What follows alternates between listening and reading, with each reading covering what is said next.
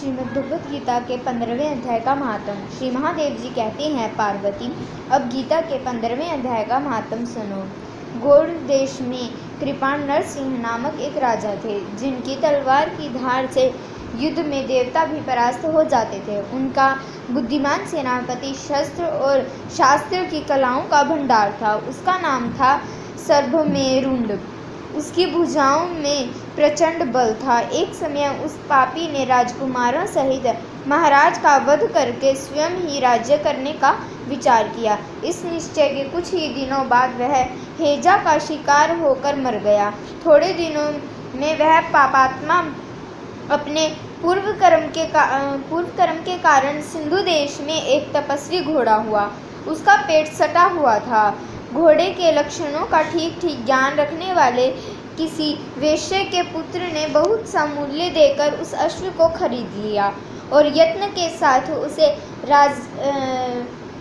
राजधानी तक ले आया। वेश्य कुमार वह अश्व राजा को देने को लाया था। यद्यपि राजा उस वेश्य कुमार से परिचित थे, तथापि द्वारपाल ने जाकर उसके आगमन की सूचना दी। राजा ने पूछा, किस लिए आए हो?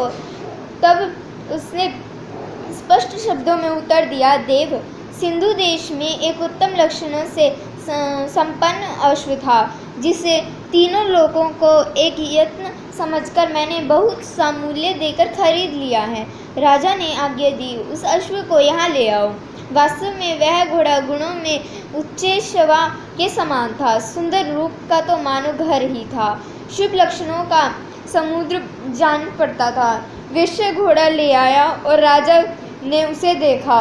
अश्व का लक्षण जानने वाले अमात्यों ने उसकी बड़ी प्रशंसा की। सुनकर राजा अपार आनंद में निर्गम हो गए और उन्होंने वेश्या को मुंह मांगा स्वर्ण देकर तुरंत ही उस अश्व को खरीद लिया। कुछ दिनों के बाद एक समय राजा शिकार खेलने के लिए उत्सुक हो उसी घोड़े पर चढ़कर वन में गया। वहां मृग के पीछे उन्होंने अपना घोड़ा बढ़ाया। पीछे पीछे सब ओर से दौड़ते आते हुए समस्त सैनिकों का साथ छूट गया। वे हिरणों द्वारा आकृष्ट होकर बहुत दूर निकले। प्यास ने उन्हें व्याकुल कर दिया।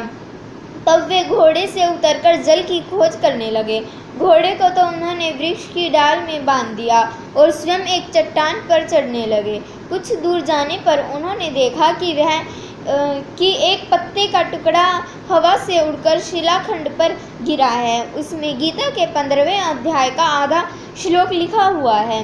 राजा उसे बाँचने लगे। उनके मुख से गीता के अक्षर सुनकर घोड़ा तुरंत गिर पड़ा और अश्व शरीर को छोड़कर तुरंत ही दिव्य विमान पर बैठकर वह स्वर्गलोक को चल दिया। तत्पश्चात राजा के पहाड़ पर चढ़कर एक उत्तम आश्रम देखा, जहाँ नगर के केले, आम और नारियल के वृक्ष लहरा रहे थे। आश्रम के भीतर एक ब्राह्मण बैठे हुए थे, जो संसार की वासनाओं से मुक्त थे। राजा ने उन्हें प्रणाम करके बड़ी भक्ति के साथ पूछा, ब्राह्मण, मेरे अश्व जो अभी अभी स्वर्ग को चला गया है, उसमें क्या कारण है? राजा की बात सुनकर त्रिकालदर्शी मंत्रवेता एवं महापुरुषों में श्रेष्ठ विष्णु शर्मा नामक ब्राह्मण ने कहा, राजन, पूर्व काल में तुम्हारे यहाँ जो सर्वेमंडु नामक सेनापति था, वह तुम्हें पुत्रों सहित मारकर स्वयं राज्य हड़प लेने को तैयार था। इसी बीच में हैजा का शिकार होकर वह मृत्यु को प्राप्त हुआ। उसके बाद वह उसी पाप से घोड़ा हुआ था। वहाँ कहीं गीता के 15वें अध्याय का आधा श्लोक लिखा मिल गया था। उसे ही तुम बाँचने लगे। उसी को तुम्हारे मुख से सुनकर वह अश्व स्वर्गलोक को प्राप्त हो गया। तदनंतर राजा के 15 सैनिक उन्हें ढूंढते हुए आ पहुँचे। उन सब के साथ ब्राह्मण को प्रणाम करके राजा प्रसन्नता पूर्वक वहाँ से चले और गीता के 15वें अध्याय के श्लोकाक्षरों से अंकित उसी पत्र को बाँच कर प्रसन्न होने लगे। उनके नेत्र हर्ष से खिल उठे थे। घर आकर उन्होंने मंत्रवेता मंत्रियों के साथ अपने पुत्र सिंहबल को राज्य सिंहासन पर अभिषिक्त किया और स्वयं 15वें अध्याय के जप से विसर्जित होकर मोक्ष प्राप्त कर लिया। राधे राधे।